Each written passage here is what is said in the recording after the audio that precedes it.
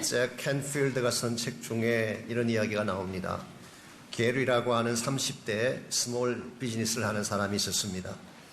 자신의 자본만으로는 부족해서 몇 명의 친구들과 동업을 했습니다. 이제 막 시작된 사업이었기 때문에 그런 밤늦게까지 일을 할 수밖에 없었습니다. 새벽에 일어나 아침도 먹지 못한 채 사무실에 나가면 밤 12시가 지나야 집으로 돌아옵니다. 아이가 둘이 있지만 그들의 얼굴 볼 시간이 없습니다. 아이들이 일어나기 전에 출근을 하고 잠든 후에야 돌아오기 때문입니다. 심지어는 주말에도 일에 파묻혀서 삽니다. 사무실에는 일이 산더미같이 쌓여 있고 서류 뭉치를 사들고 집으로 와서 밤을 샌 적도 한두 번이 아닙니다. 가끔 아이들이 바쁜 아빠와 대화를 하기 위해서 욕실 거울에 메모를 붙여놓는데 그때마다 특히 아빠가 보고 싶다는 글을 읽을 때마다 죄책감에 사로잡힙니다. 그러나 어쩔 수 없습니다. 지금 그의 사업이 결정적인 시기를 맞이하고 있기 때문입니다. 이와 같이 3년간을 노력한 끝에 드디어 사업이 어느 정도 궤도에 오르고 확장할 기회까지 찾아왔습니다. 그러나 그는 멈출 수가 없습니다. 더 악착같이 일을 했습니다. 한 단계 더 오르기 위함이죠. 그런데 어느 날 몸에 이상이 와서 병원에 가보았더니 간암 말기라고 하는 판정이 나왔습니다. 아마도 극심한 스트레스 때문에 주어진 질병 같습니다. 그때 그는 창백한 얼굴로 이렇게 부르짖습니다. 한번 잘 살아보려고 했는데 여러분 누구나 한 번쯤 경험할 수 있는 우리도 흔히 주변에서 볼 수 있는 가슴 아픈 스토리가 아닙니까? 저는 이 이야기를 읽으면서 질문해 본 질문이 있습니다. 과연 잘 산다는 것이 무엇인가? 잘 살아보기 위해 가정도 소홀히 여기고 건강도 마다하고 뛰어갔는데 과연 잘 산다는 것이 무엇을 말하는 것인가? 사업에 성공하면 잘 사는 것일까요? 돈을 많이 벌면 잘 사는 것일까요? 고급차를 타고 다니고 고식당에 가서 밥을 먹고 큰 저택에 살게 되면 잘 산다고 말할 수가 있을까요? maybe 어느 측면에서는 우리에게 편안함을 주기 때문에 잘 사는 것이 필요할지 모르겠습니다. 그러나 이 모든 것을 다 소유한다고 할지라도 우리 마음속에 참 기쁨과 평강이 없다면 이것은 축복된 삶이라고 할 수가 없습니다. 마음이 깨어지면 우리 삶의 모든 것이 다 깨어지는 것입니다. 우리가 잘 아는 바대로 질병이라고 하는 단어가 영어로 disease잖아요. disease. 이것은 DIS와 ease를 합해 놓은 것입니다. ease라고 하는 것은 평안함, 온전함 그런 뜻이죠. 그 앞에 DIS가 붙으면 그것이 깨어진다는 뜻입니다. 그러므로 질병이라고 하는 것은 마음의 평온이 깨어지는 상태. 여러분 심령의 평온이 깨어지게 되면 이것이 육체적 질병으로 나타나는 것입니다. 마음이 깨어지게 되면 가정이 깨어지는 것입니다. 우리의 심령 중심이 부서지게 되면 모든 인간관계가 다 깨어지게 되고 사는 것이 척박하게 변하는 것입니다. 이런 의미에서 우리에게 주어진 외적인 풍요도 필요하긴 하지만 우리가 갖춰야 될 물질적인 부유함도 필요하긴 하지만 정말 중요한 것은 마음에 주어지는 평안입니다. 우리 마음속에 참된 평안이 없다면 아무리 많이 가져도 행복자가 될 수 없고 기쁨을 누릴 수 없기 때문입니다. 그렇다면 우리 모두가 원하는 이 평화는 어디에서 오는 것일까요? 사실 이 시대를 사는 많은 분들이 나름대로는 평화에 관심을 갖습니다. 평안에 관심 갖지 않는 사람 거의 없을 거예요. 구글에 들어가셔서 피스라고 하는 단어를 한번 쳐넣어 보십시오. 7억 9,100만 개의 결과가 나온다고 합니다. 엄청나게 많은 내용들이 담겨 있어요. 그 중에서 개인적인 평안, 퍼스널 피스에 해당하는 것이 4억 1천만 개나 된다고 합니다. 이와 같이 많은 사람들이 관심 갖고 갈망하는 것이 평화인데 어찌하여 우리 삶 속에는 평화가 없는 것일까요? 흥미로운 것은 지난 인류 역사 중에 약 3,000년간의 역사를 뒤돌아보게 되면 actually 전쟁이 없고 평화했던 기간이 286년밖에 안 된다고 합니다. 3,000년 역사 중에 8%만 전쟁이 없는 날이었어요. 왜 많은 사람들이 갈망하는데 그토록 원하는 것이 평화인데 이 평화를 누리지 못할까요? 원인은 참 평화의 원천이 어디 있는지를 모르기 때문에 그렇습니다. 참된 평화라고 하는 것은 환경에서 오는 것이 아닙니다. 소유나 능력에서 오는 것도 아닙니다. 참된 평안은 우리가 창조하거나 만들 수 있는 것도 아닙니다. 성경이 말씀하는 참된 평안은 위로부터 내려오는 것입니다. 더 정확히 말씀드리면 예수 그리스도를 통하여서 하나님이 부어주시는 마음의 축복이 참된 평안인 것입니다. 여러분이 이 평안을 누리지 아니하면 아무리 많이 수여하고 아무리 많이 가져도 행복자로 살아갈 수가 없습니다. 그러므로 우리가 오늘 이 아침 물어야 될 질문은 이것입니다. 어떻게 하면 세상이 말하는 평화가 아니라 성경이 말하고 있는 참된 평화, 예수님께서 여러분과 저에게 안겨주실 이 평화를 우리 모두가 소유하고 평안 가운데서 하나님이 기뻐하실 열매가 있는 삶을 살아갈 수가 있을까? 오늘 같이 봉독한 이 본문에 보시면은 여기에 대한 해답이 기록되어 있습니다. 오늘 말씀은 요한복음 14장의 결론 부분이라고 할 수가 있죠. 지금까지 같이 묵상해온 바처럼 요한복음 14장은 근심으로 시작합니다. 너희는 마음에 근심하지 말라 이렇게 시작된 말씀이 오늘 결론 부분에서 평강으로 끝맺어지는 것을 보게 됩니다. 마치 우리 인생의 전모를 보여주는 것 같습니다. 우리 삶이 근심과 고통에서 시작되지 않습니까? 그러나 예수 그리스도를 만남으로 평화를 누리게 되는 것처럼 오늘 요한복음 14장이 근심에서 출발해서 평안으로 끝맺고 있습니다. 27절을 볼까요? 평안을 너희에게 끼치노니 곧 나의 평안을 너희에게 주노라. 내가 너희에게 주는 것은 세상이 주는 것과 같지 아니하리라. 여기서 예수님께서 말씀하시는 평안은 막연한 평안이 아닙니다. 그냥 평안이 아니라 나의 평안, my peace I give unto you. 나의 평안을 너희에게 준다. 즉 예수님께서 소유하신 평안, 주님으로부터 유래된 평안, 이것은 세상이 주는 평안과 다른 것인데 이것을 여러분과 저에게 주시겠다고 약속을 하고 계십니다. 우리는 오늘 이 본문을 통해서 두 가지 종류의 평안을 발견할 수가 있죠. 하나는 세상이 주는 평안이고 또 하나는 주님이 주시는 평안입니다. 흔히 이것을 성사학자들은 이 팍스라고 하는 단어와 샬롬이라는 단어를 가지고 표현하기도 합니다.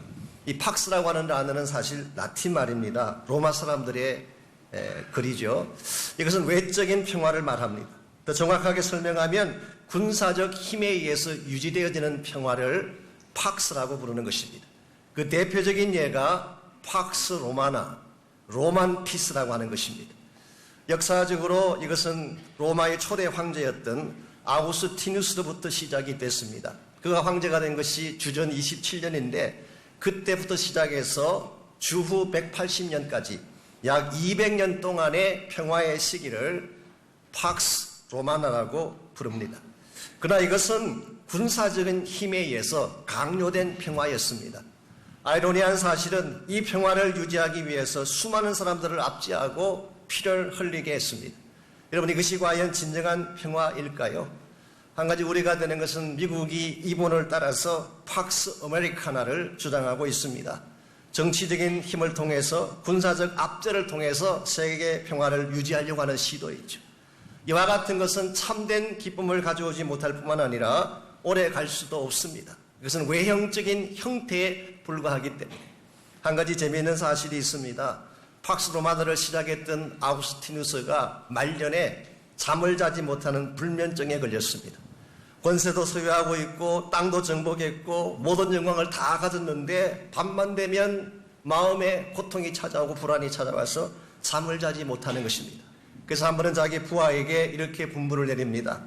로마 외곽에 밥만 먹으면 코골고 자는 한 거지가 있는데 그 거지가 베고 있던 베개를 가져와라. 그 베개를 베고 자면 잠이 오지 않겠는가.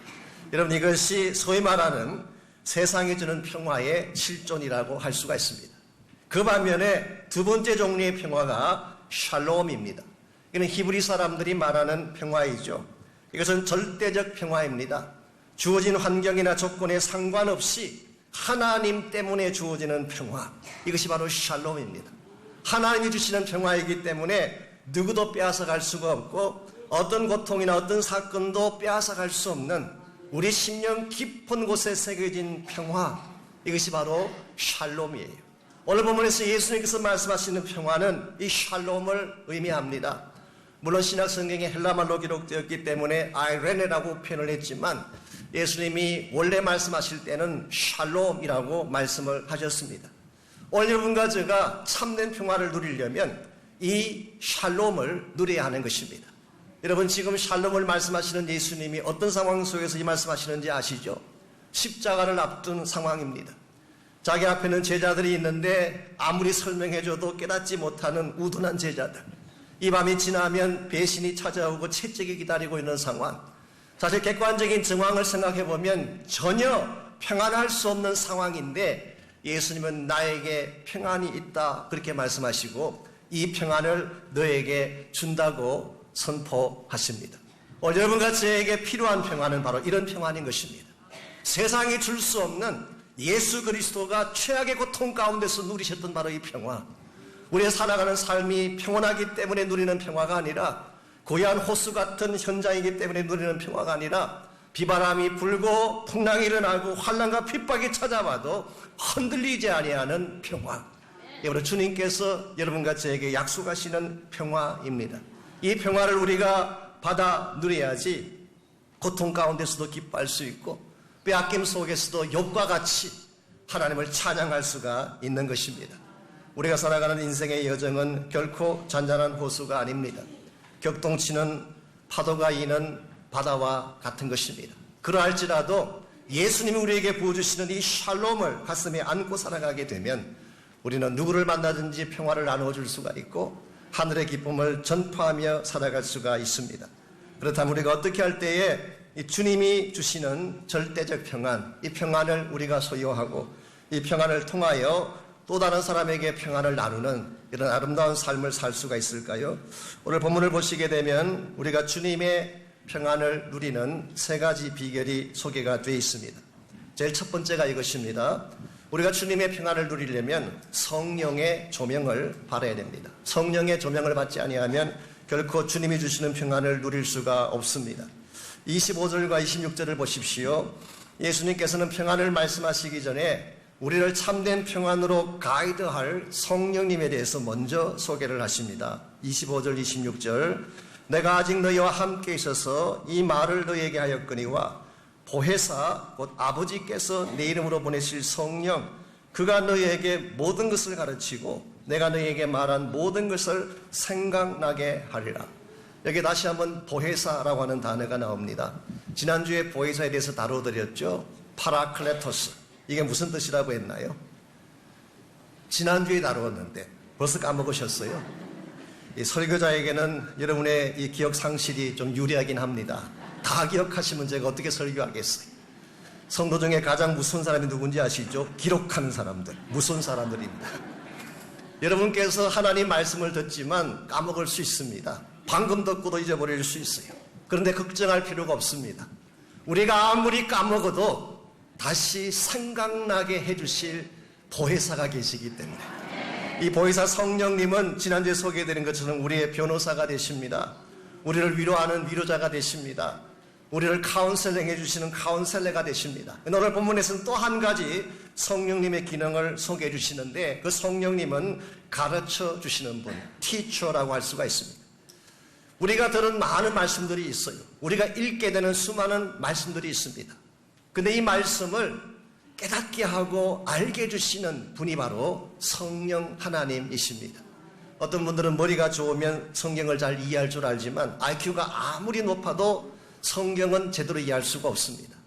이 성경에 있는 말씀들을 바르게 이해하게 도와주고 그 성경의 진리를 우리에게 올바르게 가르쳐 주시는 분은 바로 성령 하나님밖에 없습니다. 이와 같이 말씀을 깨닫게 하고 말씀을 기억나게 하고 이 말씀의 진리가 무엇인지를 풀어 설명해 주는 성령의 사역을 우리 신학적으로는 성령님의 조명이다 그렇게 이야기합니다. 조명이라는 말은 illumination, 빛을 비춰준다 그런 뜻입니다. 여러분 캄캄한 방 안에 들어가게 되면 아무것도 보이지 않지 않습니까? 근데 불을 켜게 되면 사물이 보이고 글자가 보이는 것처럼 여러분 성경을 읽으실 때에 성령께서 여러분을 조명시켜주면 말씀의 진리가 깨달아지게 되고 하나님의 비밀을 보게 되는 것입니다. 그러므로 우리가 이 성령님을 통해서 하나님께서 우리에게 주신 말씀들이 생각날 때에 그 말씀의 능력을 붙잡고 살아갈 때에 우리가 흔들리는 삶의 터전에서도 흔들리지 아니하고 견고하게 평안 가운데 살 수가 있는 것입니다. 사실 예수님께서 제자들에게 수많은 말씀들을 던져주셨어요.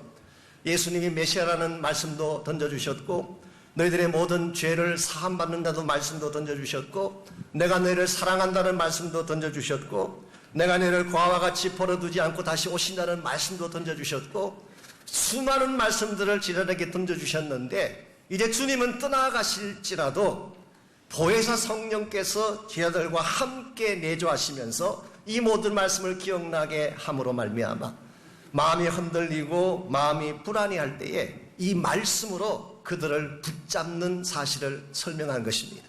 이런 측면에서 우리는 참 감사할 제목이 있습니다. 성령 하나님을 받았다는 것은 참 감사할 일이에요. 여러분, 가정교사가 필요한 사람들이 있죠. 좀 더 잘 배우기 위해서. 여러분에겐 가정교사가 따로 필요 없습니다. 성령님이 24시간 상주하시면서 여러분을 가르쳐 주실 분이기 때문에. 그래서 성령의 은혜를 받고 성령의 임재 가운데서 하나님의 말씀을 여러분이 다시 붙잡게 될 때에 여러분 마음의 근심과 걱정이 사라지게 되고 여러분이 평안 가운데에 주님을 섬기게 되는 것입니다. 세상에 있는 분들은 가끔 명상을 통해서 자기 수양을 통해서 우리 마음을 잔잔하게 만들 수 있다, 그렇게 설명하기도 합니다. 마음에는 여러 가지 많은 찌꺼기들이나 잡념들을 오랜 시간 동안 묵상을 하게 되면, 메디테이트 하게 되면 그것이 다 가라앉지 않겠는가, 그렇게 설명하는 분들이 계십니다만은 저는 그 말에 동의하지 않습니다. 여러분 자신에게 포커스를 맞추고 여러분 자신을 깊이 들여다보게 되면 여러분 마음이 평안해질 것 같죠? 사실은 반대입니다. 우리의 마음을 들여다보면 들여다보는 만큼 점점 더 더러운 것을 보게 돼요. 수많은 찌꺼기들을 보게 됩니다. 그래서 내 마음을 들여다보는 만큼 더 좌절하게 되고 더 허무하게 되고 이것이 심각해지게 되면 디프레션에 빠지게 되는 것입니다. 자신을 보게 되면 실망하는 것입니다. 절망하는 것입니다. 그러므로 여러분이 여러분 자신을 깊이 바라본다고 해서 모든 문제가 가라앉고 평안이 주어지는 것은 아니에요. 예수 그리스도를 바라보아야 돼요. 하나님의 능력과 임재를 바라볼 때 여러분 마음의 평안이 주어지는 것입니다. 오래전에 저희 교회 하영조 목사님 오셔서 집회를 하실 때에 이런 말씀을 해주셨어요. 한국의 한 탤런트 한 분이 예수님을 믿고 자기도 주님의 음성을 듣고 싶어서 마음을 집중하는 그런 일을 했다고 합니다. 그래서 모든 거 다 내려놓고 자기 방 안에 앉아서 자기 마음을 집중하고 모든 걸 다 조용하게 만든 후에 방바닥에 엎드려서 한참을 보냈대요. 그랬더니 뭔가 들려오는 소리가 있더래요. 옆집 라디오 소리가 들리더래요. 여러분께서 마음을 집중하고 여러분 자신을 바라보게 되면 하나님의 음성이 들릴 것 같지만 그렇지 않습니다. 성령 안에 들어오셔야 돼요. 성령의 충만을 받아야 돼요. 우리를 가르치실, 말씀으로 인도하실 성령을 붙들 때에 하나님의 음성도 듣게 되고 그때 여러분의 마음속에 있던 모든 불안이 떠나가며 하나님이 안겨주시는 샬롬이 여러분 마음을 지배하게 되는 것입니다. 이런 측면에서 참된 평안을 원하신다면 여러분 성령 안으로 들어오셔서 하나님의 말씀을 꼭 붙드시기를 바랍니다. 두 번째로 우리가 평안을 누리려면 미래에 대한 확신을 가져야 합니다. 일반적으로 마음에 근심하고 두려움이 찾아오는 이유는 앞날을 알 수 없기 때문입니다. 내 앞날에 뭐가 있는지 미래에 어떤 사건이 벌어질지를 모르기 때문에 근심하는 것이죠. 그런데 만일의 경우에 우리 앞날의 결론을 미리 안다면 근심하고 두려워할 이유가 있을까요? 아마 그렇지 않아도 될 것입니다. 그래서 오늘 말씀 29절 30절을 보시면은 예수님께서는 제자들에게 앞으로 일어날 일을 미리 말씀해 주십니다. 28절에서는 내가 갔다가 다시 온다 이 말씀을 하시고 29절 이제 이 일이 일어나기 전에 너희에게 말한 것은 이 일이 일어날 때에 너희로 믿게 하려 함이라. 예수님께서는 제자들을 모아놓고 장차 일어날 여러 가지 일들을 차곡차곡 설명을 해주셨어요. 예수님께서 십자가에 처형당하실 것과 부활하실 것과 또 40일 동안 계실 것과 그리고 성천하실 것과 다시 오실 것, 이 모든 것들을 다 설명을 해주셨습니다. 이유가 뭐냐고 하면 두려워하지 말고 실제로 이런 일이 벌어졌을 때에 믿음을 갖게 하기 위함이다. 그러고 나서 30절에서 한 가지를 더 설명하십니다. 이후에는 내가 너희와 말을 많이 하지 아니하리니 이 세상에 임금이 오기 때문이다. 여기서 예수님께서는 세상 임금의 도래에 대해서 예고를 하십니다. 여기서 세상 임금은 누구를 지칭하는 것일까요? 물론 직접적으로는 당시 세계를 다스리던 로마 황제를 지칭할 수가 있습니다. 로마 황제 가운데 특별히 기독교를 핍박했던 황제들, 네로 같은 사람, 도미션 같은 이런 황제를 지칭할 수가 있겠죠. 그러나 궁극적으로는 우리 대적 마귀 사탄을 말하는 것입니다.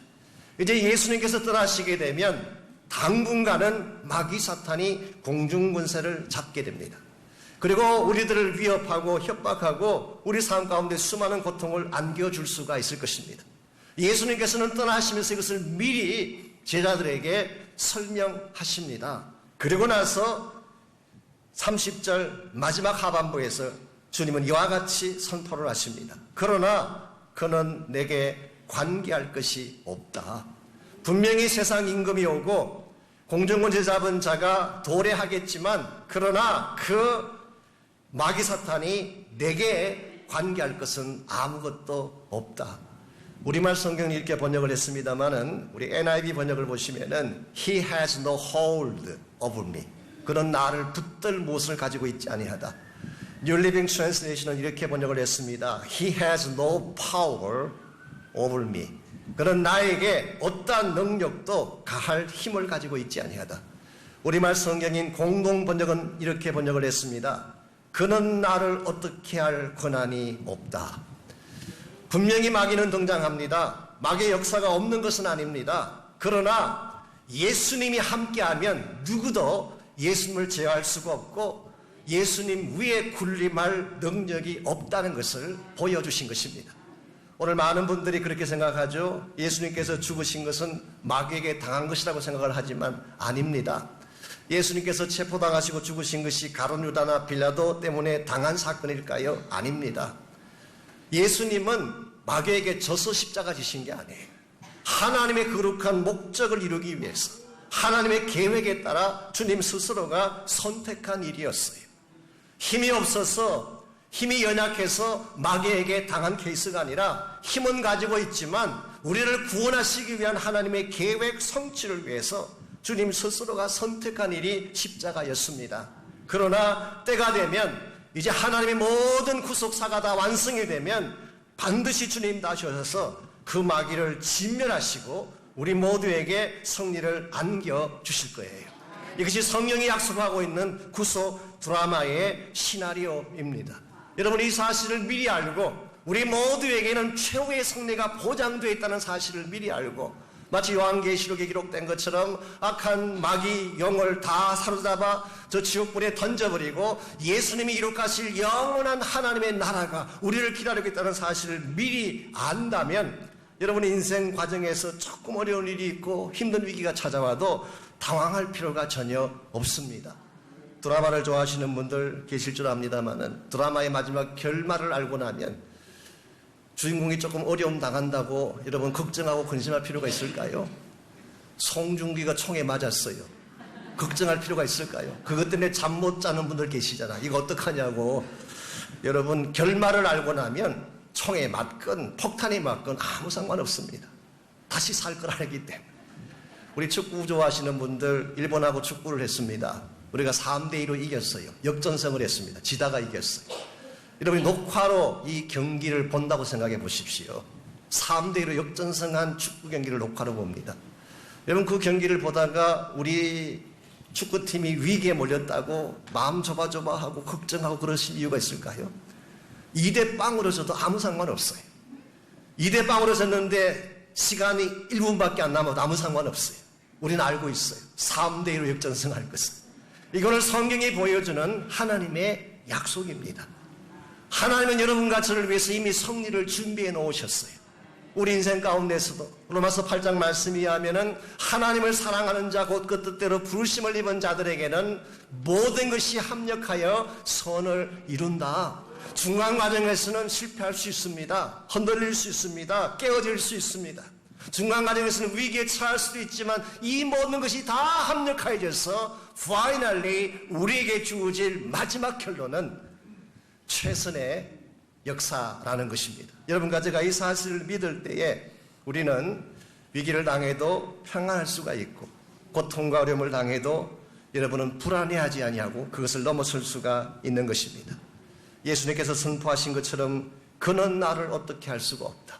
어떤 사건이 나를 공격해와도 그 사건이 나를 어떻게 할 수가 없다. 어떤 사람이 나를 공격해와도 그는 나를 어떻게 할 수가 없다. 여러분 이 사실을 믿고 선포하실 때에 악한 일을 맞이하고 어려운 과정을 처해도 여러분 그것을 넘어서서 평안을 가질 수가 있습니다. 이와 같이 주님이 주시는 평안은 성령의 조명을 통해서 우리에게 주어집니다. 성령 안에서 여러분이 말씀 붙잡고 기도할 때에 마음의 평안을 누리는 것입니다. 두 번째는 장차 일어날 미래에 대한 확신을 여러분 마음에 가질 때 현재 무슨 일을 당할지라도 평안을 갖게 되는 것입니다. 마지막 세 번째로 우리가 행해야 될 삶의 과제가 있어야지 평안을 누릴 수가 있습니다. 우리가 아무리 많은 돈을 갖고 많은 능력을 가지고 있어도 내가 해야 될 의미 있는 삶의 과제가 없다면 여러분의 마음은 절대로 행복할 수가 없습니다. 가진 돈은 많은데 할 일이 없다. 그때 여러분 마음은 보편적으로 wandering 합니다. 방황하기 시작을 해요. 가진 것은 많은데 해야 할 일이 없다. 이것은 여러분의 삶을 부유하게 만드는 것이 아니라 굉장히 척박하게 만들고 허무하게 만드는 것입니다. 그러므로 여러분이 정말 마음의 평안 갖고 살기를 원한다면 하나님이 기뻐하실 meaningful한 의미 있는 삶의 과제를 꼭 찾으셔야 돼요. 그리고 그 일을 행할 때에 마음에 평안이 주어지는 것입니다. 그래서 오늘 본문의 말씀 31절을 보시면은 예수님께서 다음과 같이 오늘 본문의 결론을 짓고 계십니다. 오직 내가 아버지를 사랑하는 것과 아버지께서 명하신 대로 행하신 것을 세상에 알게 하려 함이로라. 일어나라 여기를 떠나자 하시니라. 예수님께서는 평안에 대한 말씀을 다 하신 후에 마지막 결론 부분에서 일어나라 여기를 떠나자 그렇게 도전을 하십니다. 영어 번역에는 arise, let's go from here. 일어나서 이곳에서부터 떠나자. 어떤 번역은 get up, it's time to leave here. 이제 이곳을 떠나야 될 때가 왔다. 여러분 여기가 어디를 가르치는 것일까요? Maybe 지금 예수님의 제자들이 모여서 주의 말씀을 듣던 다락방을 의미할 가능성이 많습니다. 예수님의 강화가 시작된 장소, 성만찬이 베풀어졌던 장소, 세족식을 통하여 은혜를 경험했던 장소, 그리고 사랑의 나눔이 있는 주님의 위로하심이 있는 장소. 사실 제자들 입장에서는 그냥 여기에 머물면 좋지 않겠어요? 주님의 사랑의 음성도 있고 성만찬 예식도 있고 세족식이 있고 말씀의 은혜가 있는 것. 그런데 주님은 여기를 떠나자 그렇게 말씀을 하십니다. 왜 예수님께서는 편안하게 있어도 될 법한 이 장소를 떠나자고 하셨을까요? 예수님이 제자들을 부른 목적이 바로 여기 있기 때문입니다. 예수님은 제자들을 부르실 때에 단순히 세상적인 평안을 누리기 위해서 부르신 것이 아니라 하나님의 사명을 주시기 위해서 부르셨기 때문에 사명받은 자는 사명의 현장을 향해 나갈 때 참된 마음의 기쁨과 평안이 있는 것입니다. 그래서 예수님의 제자들은 비록 예수님과 함께 그냥 머무는 것이 편안했을지 모르지만 나중에 성경을 끝까지 쭉 읽어보시게 되면 예수님의 제자들은 바로 이 말씀을 듣고 나서 약 50여일이 지난 후에 바로 이 다락방에서 성령 받습니다. 이 다락방에서 베드로의 입술을 통하여 복음의 메시지를 선포하게 되고 여기서부터 복음 운동이 시작되어져서 땅끝까지 복음이 전파되어지고 예수의 제자들은 바로 그 복음을 전가하는 일꾼이 되어서 일평생을 달려간 사실을 성경이 기록하고 있습니다. 여러분과 저에게도 소위 말하는 God-given task, 하나님이 우리에게 안겨주시는 삶의 과제가 반드시 있어야 됩니다. 이것을 우리가 발견하고 여기에 우리의 삶과 시간을 투자할 때에 여러분 마음에 진정한 평화가 주어지고 기쁨이 주어집니다. 어떤 분들은 힘들다고 그냥 주저앉아 있자고 생각하는 분이 계세요. 여러분 힘들다고 앉아있으면 더 처지게 됩니다. 다시는 일어나지 못하게 돼요. 힘들지만 피곤하지만 그럼에도 불구하고 하나님의 사명을 기억하고 보좌 앞으로 나오시기를 바랍니다. 그리고 성령의 능력을 받고 하나님의 말씀 받고 하나님의 사명을 향해 다시 일어설 때에 하나님 우리에게 영적인 능력도 부어주시고 마음의 회복과 기쁨도 허락해 주시고 한 걸음 더 나아가서 사익의 열매도 부어주시는 것입니다. 오늘 이 세상은 우리에게 참된 평화를 안겨줄 수가 없습니다. 세상은 여러분의 마음을 편안하게 만들지도 못하고 참된 가치도 부여할 수가 없습니다. 그러나 우리가 예수 그리스도 안에서 참 주님을 통하여 누리게 되는 평화를 갖게 되면 우리 자신도 행복을 누릴 수가 있지만 우리 주변에도 이 행복을 나누며 평화를 나누며 살 수가 있습니다. 여기 어떤 부인 한 분이 성격이 참 내성적인 분이신데 사람들 만나는 걸 두려워하고 사람들을 기피하는 이런 분이 있었습니다. 그러다 보니까 대인관계가 점점 깨어지게 되고 혼자 있다 보니까 우울증에 걸려서 디프레션에 걸려서 굉장한 어려움을 갖게 됐습니다. 하루는 놀만 빈센트 피얼 박사를 찾아가서 상담을 했습니다. 자신이 이와 같은 상태에 있는데 이걸 좀 이겨낼 수 있는 방법이 없을까요? 그랬더니 빈센트 피얼 박사가 다음과 같이 제안을 했다고 합니다. 당신이 잠자리에 들기 전에 그날 당신이 만났던 모든 사람의 리스트를 한번 만들어 보십시오.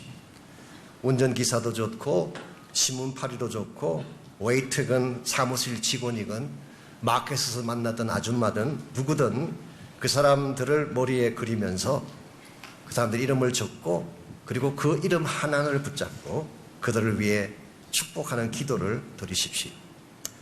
그리고 내일 그 사람들을 만나면 꼭 그 사람들에게 오늘 밤 드렸던 축복 기도를 그들에게 꼭 해주십시오. 네, 그렇게 부탁을 했어요.